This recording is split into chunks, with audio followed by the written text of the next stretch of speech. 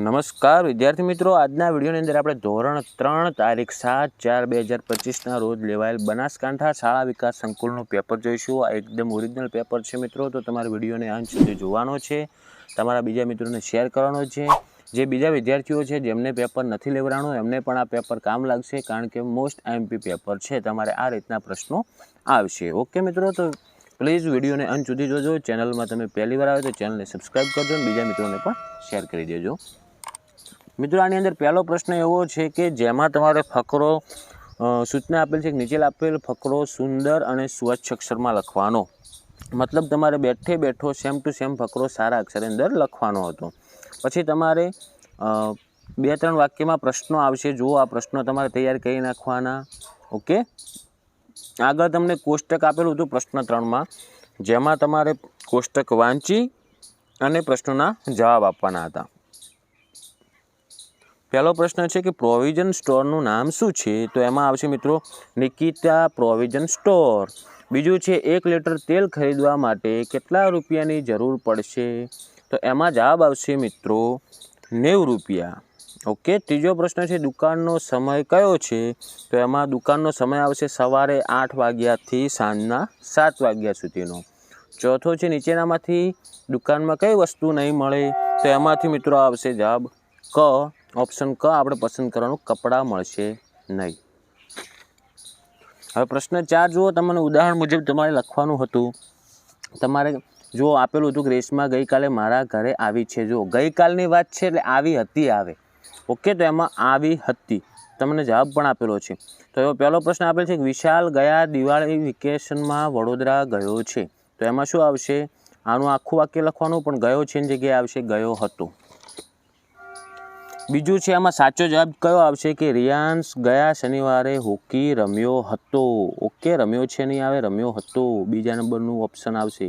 ત્રીજો છે બીજલ ગઈકાલે લગ્નમાં નાચી હતી। ઓકે, એમાં નાચી હતી નીચે કૌંસમાં આપેલ છે ને, એ એનો સાચો જવાબ થશે। ચોથો છે બાએ ગયા અઠવાડિયે સમોસા બનાવ્યા હતા આવશે। ઓકે, બનાવ્યા છે આવશે નહીં। પછી પ્રશ્ન 5 આપેલો છે, જેમાં તમારે જો જવાબ તૈયાર કરી નાખવાના। પ્રશ્નો પાઠ આધારિત છે, તમે આ તૈયાર કરી નાખજો જેને બાકી છે એમને। હવે પ્રશ્ન 6નો અ જોઈએ આપણે, જેમાં તમને આપેલું છે ઉદાહરણ મુજબ કે જુઓ વસ્તુ તો ક્યાં હોય? તો વિમાન ક્યાં હોય? તો કે આકાશમાં। તો એ પ્રમાણે જો વાક્ય બનાવેલ છે કે વિમાન આકાશમાં ઉપર હોય છે।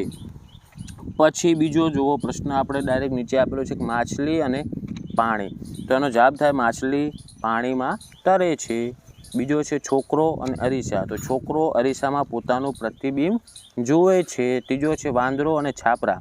તો વાંદરો છાપરા ઉપર કૂદે છે। આ રીતનું વાક્ય મિત્રો બનાવવાના હતા, અથવા તમે આ રીતનું બનાવ્યું છે કે વાંદરો છાપરા ઉપર બેઠો હતો, તો પણ તમારો જવાબ સાચો ગણાશે। પછી પ્રશ્ન બ આપેલો છે, જેમાં કૌંસમાં આપેલ શબ્દોનો આપણે ઉપયોગ કરવાનો છે કે જુઓ મૈત્રી ખાલી જગ્યા મેશ્વા વાતો કરે છે। તો મૈત્રી અને મેશ્વા, તો એમાં ઉપર કૌંસ આપેલ છે એની અંદરથી આપણે અને લખવાનું। બીજામાં છે આજે મંગળવાર છે કે બુધવાર? તો એમાં કે આવશે। ઓકે, કારણ કે મંગળવાર છે કે બુધવાર એ રીતનો પ્રશ્ન થાય। ત્રીજો છે ખનકને ભૂખ ન હતી પણ તેણે મીઠાઈ ખાધી। તો એમાં આવશે પણ। ઓકે, પછી જુઓ પ્રશ્ન 7 કે કાઉન્સમાં આપેલું છે, આપણે એના ઉપરથી આપણે ખાલી જગ્યા લખવાનું છે। તો પહેલો પ્રશ્ન છે ઓસરીમાં સાપને જોઈને ભાવેશ, તો એમાં શું આવશે? ડરી ગયો આવશે। બીજું છે રિષિકા નવી સાયકલ જોઈ ખૂબ ખુશ થઈ, એવું આવશે। ઓકે, ત્રીજું છે કરણે દશરથની પેન તોડી નાખી એટલે દશરથને ગુસ્સો આવ્યો, એમાં શું આવશે? ગુસ્સો આવ્યો। ચોથો છે બગીચામાં હિંચકા ખાવાની મજા આવી।